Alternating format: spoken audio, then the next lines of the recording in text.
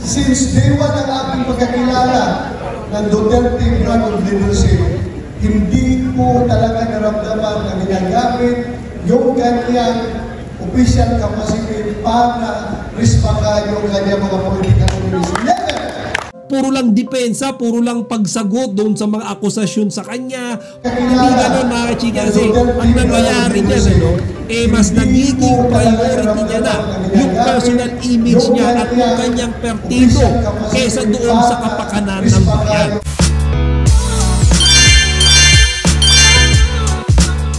Magandang araw mga kachika, Rigel po ulit ang inyong Chika Patrol. Bago tayo magsimula mga kachika, inaanyayahan ko muna kayo mag-subscribe dito sa ating munting channel para palagi kayo updated sa mga latest at nagte-trending ng mga showbiz balita. Inulan ng pambabatikos si Senator Ronald Bato de la Rosa sa kanyang naging statement sa PDP Laban National Assembly na ginanap kahapon lamang sa Davao City. Ano nga naman kasi sa kabila ng pagkakaroon na ng experience bilang isang senador, itong si Senator Bato nagmukhang amateur na naman pagdating sa entablado. Kasi mga kachika, kahapon kasi sa PDP Laban National Assembly dito nga sa Davao ay formal nang ipinakilala ng kanilang chairman na si former President Rodrigo Roa Duterte ang kanyang magiging partido sa darating na midterm election sa susunod na taon. So yung mga pamilyar nga na mukha na makikita natin dyan mga kachika, ay yung kay Senator Bongo,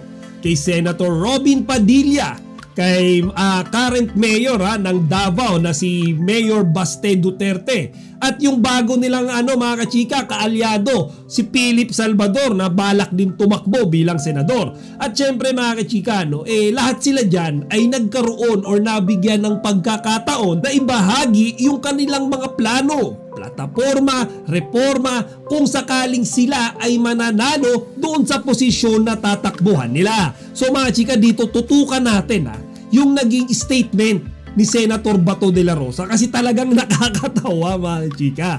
So syempre, nung araw na yan, sinabi mo, shinare mo sa lahat, kinumpirma mo na ikaw ay tatakbo, ikaw ay kakandidato.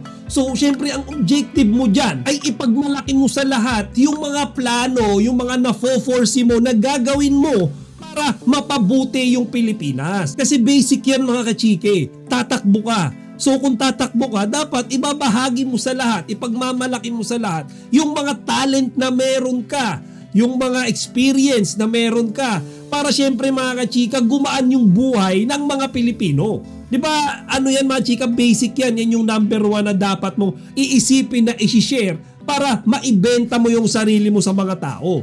Ngayon mga kachika, ito yung nakakatawang parte, Imbes na ipaglabang ni Senator Bato de la Rosa yung kanyang mga plano, yung kanyang mga adhikain, plataforma, reforma na gagawin sa Pilipinas kung mananalo siya ulit bilang senador, mga kachika, inubos niya lang yung kanyang oras sa pagbibigay ng statement, sa pagsagot, pagdepensa doon sa mga kasalukuyang akusasyon na ibinabato sa kanya mga kachika. Halos araw-araw, makita nyo dyan sa pag-committee ng House of Representatives. Yes! Araw-araw binubugin tayo. Yes! Hindi ako papayag na tayo yung bubugin na lang na pura. Lalaban tayo. Kaya tama kayo, pinipin laban. Laban dahil na araw-araw tayo binigipin. Araw-araw tayo sinisiraan, araw-araw tayo inupakan. Laban pa rin. Hindi tayo atras nito. Masaya siya. Temporaryo lang yan. Bilog ang mundo.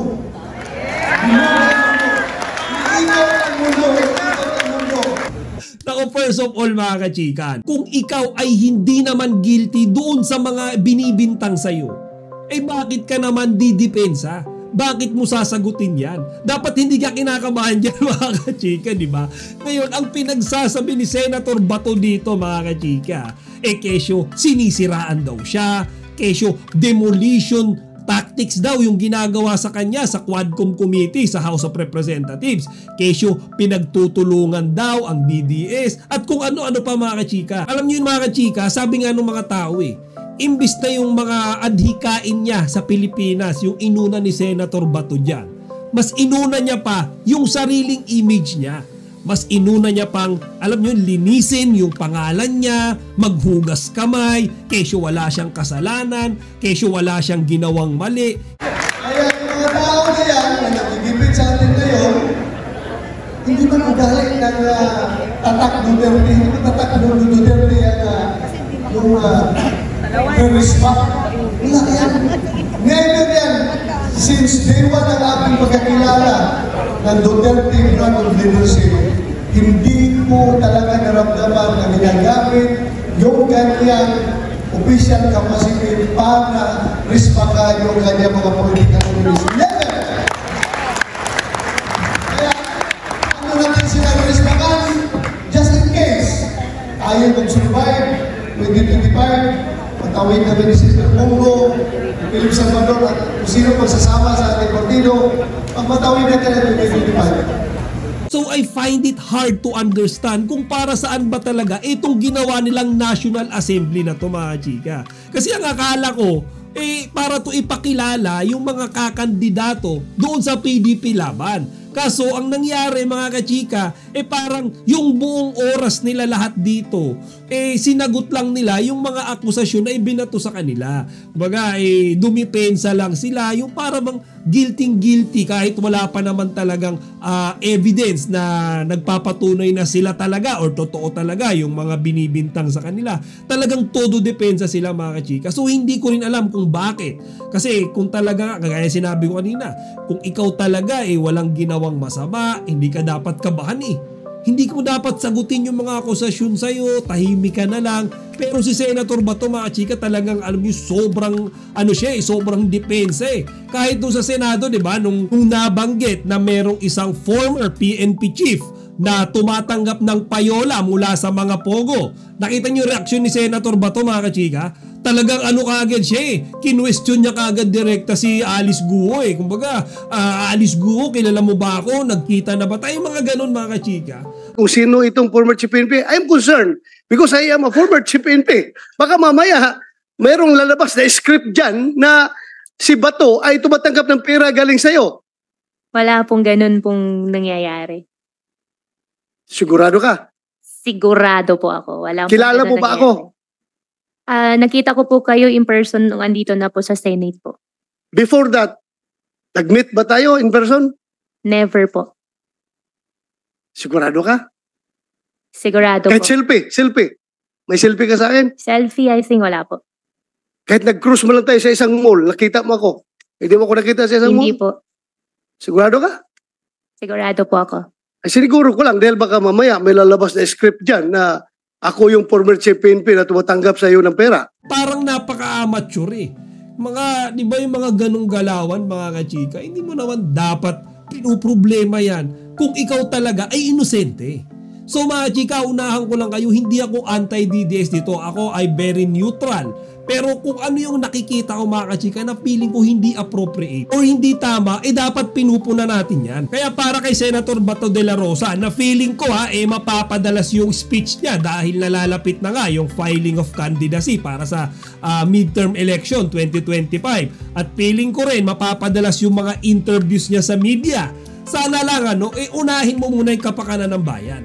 Unahin mo muna yung ibahagi mo muna sa lahat or i-visualize mo muna, planuhin mo muna kung ano ba talaga yung mga objective mo kapag nanalo. Kayun muna, kapakanan muna ng bayan. Kasi ang nangyayari, mga kachika, tuwing meron siyang oras, nakaharap siya sa media, tuwing meron siyang pagkakataon na magbigay ng speech, isa lang ginagawa niya Puro lang defensive gaming. Puro lang depensa, puro lang pagsagot doon sa mga akusasyon sa kanya, puro pagdedeflect, kesyo wala naman daw siyang ginawang masama, and so on and so forth.